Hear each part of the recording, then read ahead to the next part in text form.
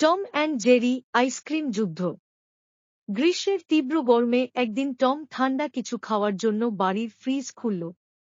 চোখে পড়ল একগাদা রঙিন আইসক্রিম।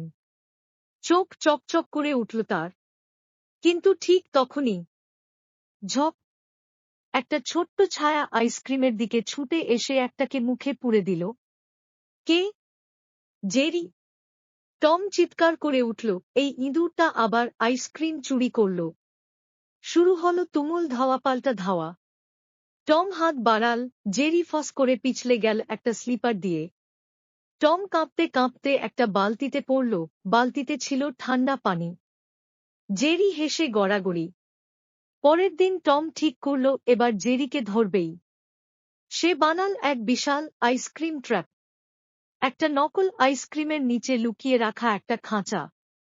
কিন্তু জেরি কি আর বোকা, সে সেই আইসক্রিমের পাশে একটা চিনি মাখানো বিস্কুট রাখল। সেই গন্ধে বাড়ির কুকুর স্পাইক এসে খেয়ে ফেলল আইসক্রিমটা আর পড়ে গেল খাঁচায়। স্পাইক কটমট করে তাকিয়ে বলল, টম, তুই মরেছিস। টম, জেরি, স্পাইক ত্রিভুজে দৌড়ঝাঁপ শুরু হলো আবার। ঘর জুড়ে হলো দৌড়, ধাক্কা, ঝাঁপ। শেষ পর্যন্ত টম, জেরি আর স্পাইক সবাই ঠান্ডা হয়ে গেল একসাথে বসে একটা আইসক্রিম শেয়ারে খেতে খেতে।